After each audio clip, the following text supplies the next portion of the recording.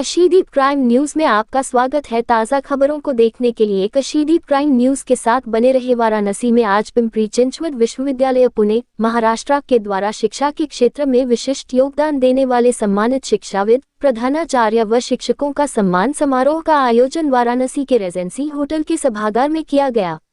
इस सम्मान समारोह में मुख्य अतिथि डॉक्टर विनोद कुमार राय, क्षेत्रीय सचिव माध्यमिक शिक्षा परिषद व विशिष्ट अतिथि नागेश्वर प्रताप सिंह, प्रबंधक Ghanshyam Singh, PG college doctor शून्य हरेंद्र कुमार राय, पूर्व सदस्य माध्यमिक शिक्षा सेवा चयन बोर्ड डॉक्टर राजेंद्र प्रताप सिंह जी, कमलेश झा जी, संयोजक शिक्षा प्रकोष्ठ डा शून्य प्रभाष जी, डॉक्टर शून्य चारू चंद्र त्रिपाठी जी, डॉक्टर उमेश कुमार सिंह जी, डॉक्टर शून्य निशा यादव जी, डा शून्य श्री प्रकाश सिंह जी, डॉक्टर शून्य एस शून्य पी शून्य गौर जी, संतोष कुमार सिंह जी, काशी सयोदय के अध्यक्ष गणेश सहाय जी, GNIOT के एडवाइजर उमेश कुमार सिंह जी सहित शहर के विभिन्न विद्यालयों के सम्मानित प्रधानाचार्य शिक्षक बंधु का सम्मान इस विश्वविद्यालय के द्वारा किया गया।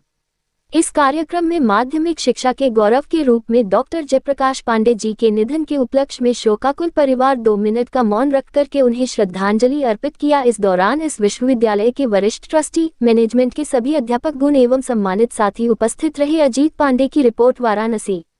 और आए और इससे हमारा प्रयास ये रहेगा कि यहाँ के जो बच्चे हैं प्रिंसिपल के द्वारा और HOD के द्वारा हमारी जो शिक्षा और व्यवस्था है और जितने भी कोर्सेस है और उसकी करियर अपॉर्चुनिटी वो सब तक पहुँचाएँ। और पूना एक ऐसे इंडस्ट्री बेस्ड सिटी है जो इंडिया में बहुत एजुकेशन के लिए माना जाता है और उसके बारे में यहाँ पहुँचाना, तो मैं सर जी का मैं धन्यवाद देना चाहता हूँ। हाँ, कि उन्होंने ये जो आयोजन करके दिया और अच्छी तरह से उसका आयोजन किया और हम अच्छी तरह से आगे के इसमें भी ऐसे आयोजन करने के हम इसकी कितनी ब्रांचें हैं पूरे भारत में? उसके भारत पुणे में हमारे 4 ब्रांचेस है, ऑलरेडी 4 कैंपसेस है और ऑलरेडी 15-16 हज़ार बच्चे ऑलरेडी पढ़ते हैं। और ये ऑलरेडी यूपी के बहुत सारे बच्चे हमारे यहाँ पढ़ने के लिए आते हैं। जी, जैसे ही आपने कहा कि यूपी के बहुत सारे बच्चे आपके यहाँ पढ़ने जाते हैं पुणे में, तो आप लोग को ऐसा भी सेटअप कर रहे हैं क्योंकि प्राइम मिनिस्टर की कॉन्स्टिट्यूंसी है, बहुत सारे बड़े चेंज एजुकेशनल हब्स यहाँ पे इस्टेब्लिश हो रहे हैं, तो यूपी में भी कुछ है सर?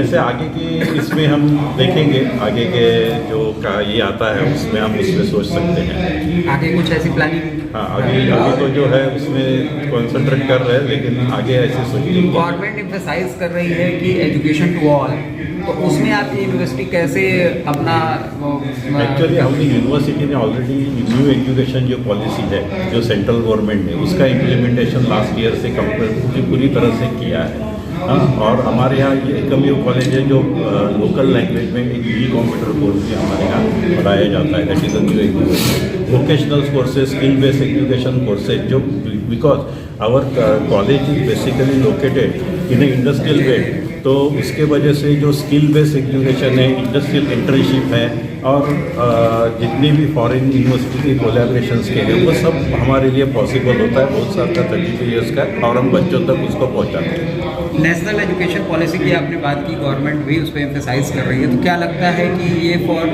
जो मॉडर्न इंडिया है उसके लिए ये एजुकेशन पॉलिसी कितनी कारगर साबित होगी? ये इसके लिए बहुत ही कार्यकारी साबित होगी। ये बच्चों के लिए जो क्रेडिट ट्रांसफ़र सिस्टम है या न्यू ईयर या मल्टीपल एंट्री मल्टीपल एग्जिट जो उसकी जो पॉलिसी है, स्किल बेस्ड एजुकेशन की जो पॉलिसी है, ये आने के कारण इसमें बहुत ही इफ़ेक्टिव यूज़ होने वाली है और उसका सही तरीके से उसका इम्प्लीमेंटेशन जो करेगा वो बच्चों के लिए ज़्यादा फायदा करेगा। आप शिक्षा को लेकर कोई संदेश देना चाहते हैं? शिक्षा को लेकर कोई संदेश देना चाहते हैं आप? नहीं, शिक्षा के लिए नहीं, लेकिन मैं बच्चों को ये ज़रूर बोलना चाहूँगा कि 12th के जो बाद है या जो करियर ऑप्शन आप जब भी चूज़ करते हो, अच्छी तरह से कॉलेज यूनिवर्सिटी जहाँ प्लेसमेंट अच्छा हो, जहाँ इंडस्ट्रियल माहौल हो, जहाँ स्किल बेस्ड एजुकेशन हो और वो सब इकोसिस्टम जहाँ पे हो वहाँ पे आप ज़रूर एडमिशन लीजिए, तो आपको उसका लाइफ में ज़्यादा फ़ायदा मिलेगा। आज ये प्रोग्राम हो रहा है जिसमें शिक्षकों का आप सम्मान कर रहे हैं और बहुत सारी शिक्षा के क्षेत्र में जो हो रहे हैं उसके पे चर्चा कर रहे हैं। ये प्रोग्राम किस तरीके से शिक्षा के क्षेत्र से जुड़े लोगों के लिए फ़ायदेमंद होगा?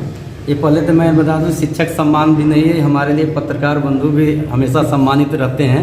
मैं सबको लेके साथ चलता हूँ। शिक्षक का प्रोग्राम इसलिए मैं रखा हूँ कि हर घर में बच्चे हैं जो छोटे ज़िले से या बड़े ज़िले से आते हैं, तो उनको ज्ञान नहीं रहता है कि हम कहाँ जाएँ, किस इंस्टीट्यूट में जाएँ।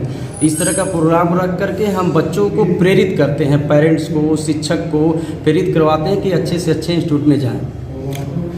जैसे न्यू एजुकेशन पॉलिसी की बात हो रही है, सरकार ने उसको लागू भी कर दिया है, आप भी उससे जुड़े हुए हैं, तो क्या लगता है ये जो न्यू एजुकेशन पॉलिसी है वो नए भारत के लिए कारगर साबित होगी? यस, मैं GNIOT का एडवाइज़र हूँ। आप देखेंगे तो GNIOT कॉलेज में पूरा न्यू एजुकेशन पॉलिसी जितनी चलती है उस पर ही पढ़ाई होती है। हम सफल हैं उसमें। जहाँ तक हम देखते हैं कि मेरा कॉलेज पूर्ण रूप से सफल है। अगर इस तरह पूरे बच्चे रहेंगे निश्चित रूप से मुझे लगता है कि सफलता मिलेगी।